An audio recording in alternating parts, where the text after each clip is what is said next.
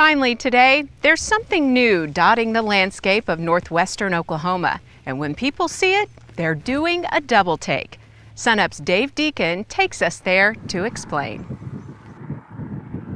In the spring of 2011, there was a new addition to the Alfalfa County skyline, just to the west of Jett, Oklahoma. Look just beyond those hay feeders. Some would say that it looks like somebody was quilting on a barn. We had quite a discussion as to where it was going to be, whether it was going to be on the front of the barn, which I told him nobody would ever see it, or on here. And so I decided it would be here.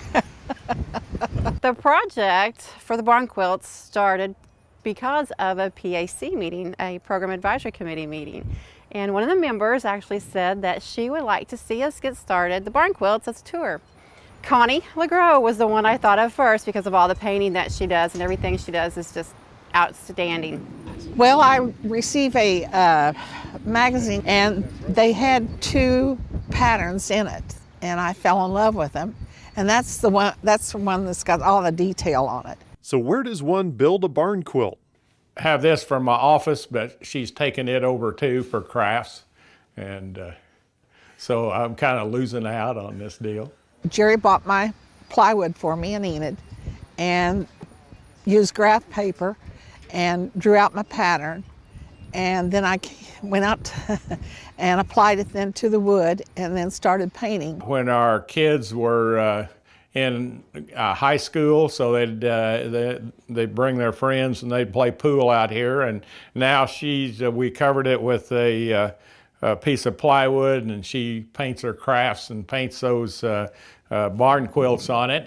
A lot of people have said they've seen it from the highway.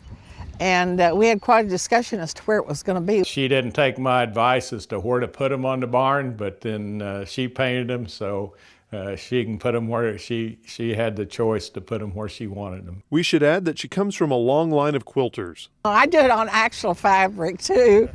My grandmother Shackley and my grandmother Richardson both were beautiful quilters.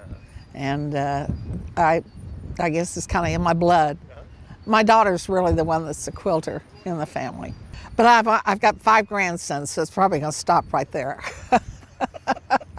That's what makes the project such a unique one, is because everyone can look at a book or come up with their own and make it into a barn quilt, hang it on the side of their barn, and that signifies that that's their stamp. If Alfalfa County was a quilt, each block could represent a generation, and it would be sewn with the thread of family, with each locking stitch representing love. And these symbols, hand-painted and hung on the side of a barn, are just a way to show those passing down Highway 64 that there's an art to building a good quilt, even if it's on the side of a century-old barn.